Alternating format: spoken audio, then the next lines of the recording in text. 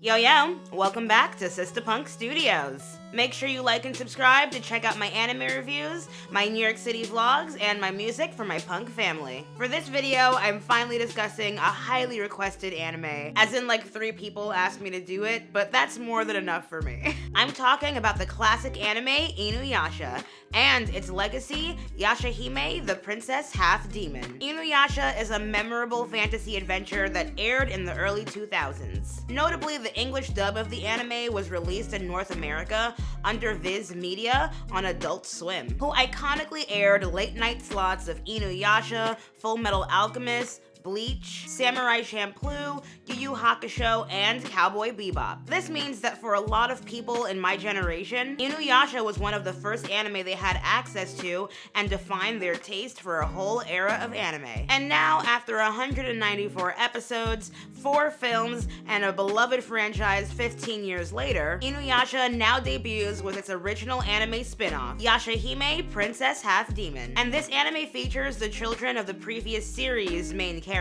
in a fun adventure that will connect their timelines. And Yashahime is loved as much as it is heavily critiqued by die-hard fans of the original anime, who all really just want this to be good so badly. Hi, that's me. But before I get ahead of myself and jump into this new generation, let me do a quick rerun of the anime series Inuyasha that was written by the female author Rumiko Takahashi, who wrote 90s classics like Ranma 1/2 and Urusei Yatsura. Inuyasha brilliantly combined the emotional relevance and the creative aspects of shoujo, or feminine-focused genres, with the action and adventure of shonen, or masculine, male-focused genres. Inuyasha features an incredibly relatable, courageous, and modern heroine, Kagome, alongside the traditionally manly and rugged, aggressive, and stubborn nature of the half-dog demon, Inuyasha. Granted, they're both pretty damn stubborn as a reckless half-demon and a teenage girl who essentially ran away from home to fight evil spirits can be. Kagome is from the modern era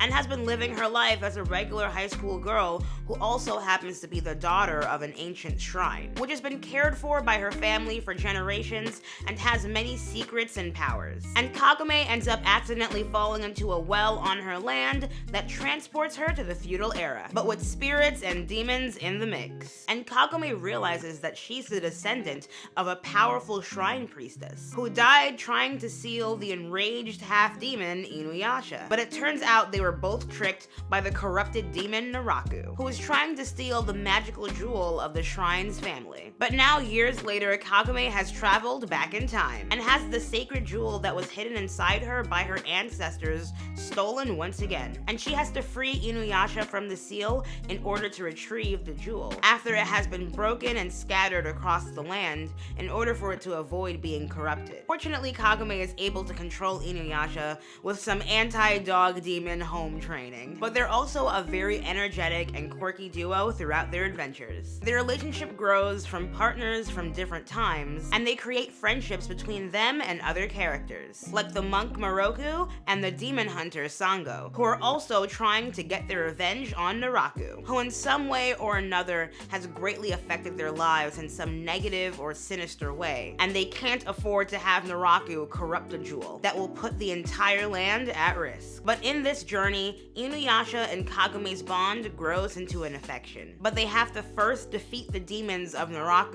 who block their objectives, to find the scattered pieces of the sacred jewel and protect it from being tainted by evil. The series is filled with historic references from inspirational Japanese folklore, but Kagome's ability to travel between the modern era and feudal Japan makes the adventures so much more fun and fast-paced and charismatic, even in filler scenarios that go off the main storyline. It is so entertaining to see Inuyasha caught up in the modern world trying to get along with Kagome's day-to-day life, or Kagome's wild excuses to her friends and schoolmates as to why she's been missing all of her classes, to hide the fact that she's been running after demons in a whole other timeline. But that doesn't stop her from finishing her homework, having crushes, and wanting to go out on dates too. Kagome really knows how to stay true to herself no matter what she decides to do with her life. And Kagome's bold energy reminds Inuyasha of the priestess Kikyo, who risked her life life to seal him and protect the jewel that they're now searching for. But in all the dark dealings with the minions of Naraku, Kikyo is also revived from the dead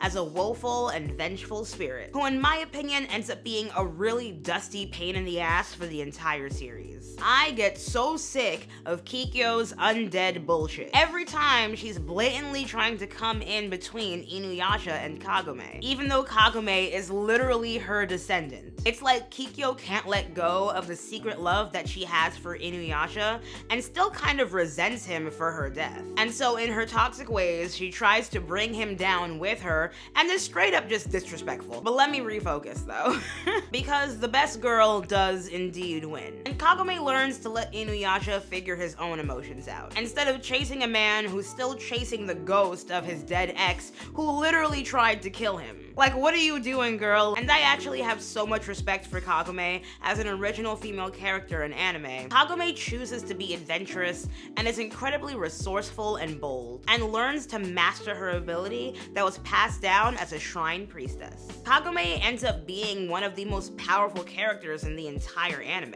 And yes, she has her fair share of damsel in distress troping, and can run headfirst into battle when she clearly can't handle the situation. And let's not forget the constant Inuyasha! Kagome! Inuyasha! Kagome! Inuyasha! Kagome! Inuyasha! Kagome! Inuyasha! Kagome! Inuyasha! Kagome! Inuyasha! Kagome! Like the whole time.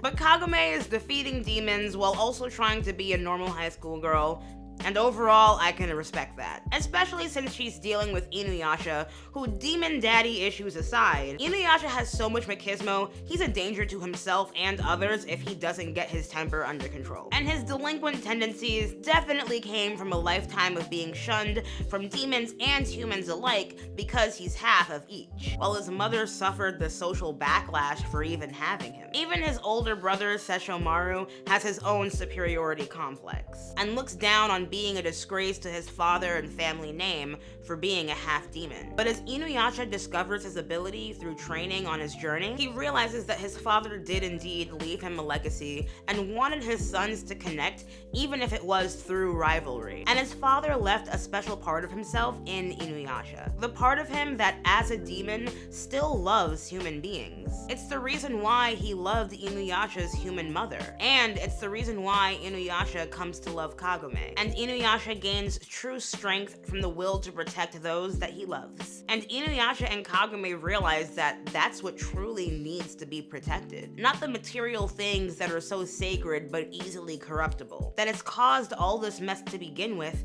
and honestly just perpetuates eternal struggle. Some things you have to learn how to let go of because they hurt way more than they help. Whether it's that toxic ex, a bitter villain, or a power so great and burdensome that it can bring opportunities for destruction or rebirth. But now we can flash forward years later and our favorite main characters are all grown up and shacked up with little mini versions of themselves. And in 2020, the sequel series was announced for Yashahime, Princess Half Demon, which would follow the journeys of the half and quarter demon daughters of Inuyasha and his regal older brother, Sesshomaru. And goodness knows how Sesshomaru even managed the slightest bit of affection to actually manage to have children. But that's a whole other topic.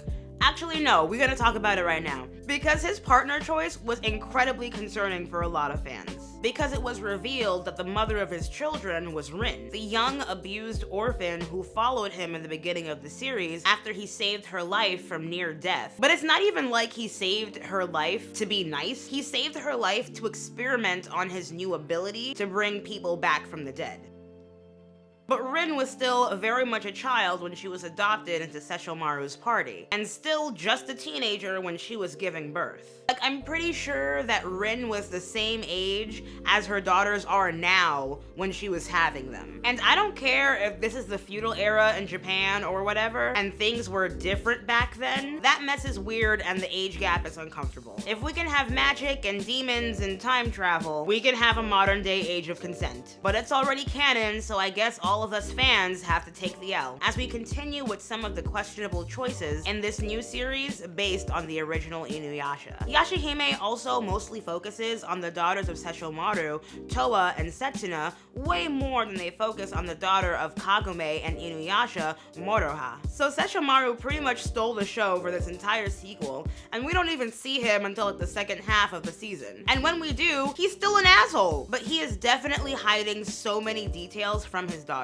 And the new generation all embody a certain aspect of their parents, as well as characteristics from their individual upbringings since they were separated at such a young age. Moroha has Inuyasha's brash attitude and has inherited Kagome's spiritual prowess, but Moroha was actually raised around Koga and the Wolf Tribe people. Setsuna has Sesshomaru's regal behavior and poised fighting style, but Setsuna's skills are actually from being raised as a demon slayer from Sango's little brother Kohaku. And Towa was separated from her sister Setsuna and thrusted into the modern era, where she lived with Kagome's modern family as a unique and carefree teen, but with a suspicious spiritual connection as a half-demon. Towa is thrown back into the past by accident or by destiny, and is reunited with her sister and relatives. But another criticism that I have for Yashahime is the total lack of urgency to trace back what happened to their parents, Inuyasha, Kagome, Rin, Sesshomaru, even Sango and Moroku. Cause let's be honest, that's what any fan of this series is really here for. The grand continuation for the OG crew. And it's like they really avoid the main storyline for the entirety of the first season, and they constantly get sidetracked with random missions that don't seem to connect to discovering the past. We don't even see the original characters Inuyasha and Kagome until practically the end of the season in a flashback. But by the end, it finally feels like the story is headed somewhere, as the politics of the demons of the land become way more aggressive, and the daughters run into their father Sesshomaru, which fuels them with determination. Now it seems that Towa has to really face the reality of this world if she wants to awaken the demon powers of her father, and help her sister Setsuna, who is fighting her own demons and destiny, because now more than ever, this show needs confrontation with its main plot. Because like I said, I and other fans really want this to be good, and the recent trailer for the next season is really giving me hope, with these crucial previews of Towa and Setsuna revived and reunited, together with their father, who gives them a true mission and path. And even a glimpse of Moroha encountering her parents Inuyasha and Kagome finally. I mean, yes, the scene was like for 4 seconds, but I'm going to watch that entire series passionately waiting for that one moment. We'll finally get the answers we need when the second season of Yashahime drops this fall 2021. If you haven't yet, go enjoy the original Inuyasha anime that still has amazing writing and character development for its time and today. I can only hope that its legacy can follow in its footsteps, with even better quality for fans from that generation of anime. If you like this review, leave a thumbs up and subscribe. And follow me on Instagram, TikTok, Twitter, and more, links in the description. Thanks so much for watching. Peace.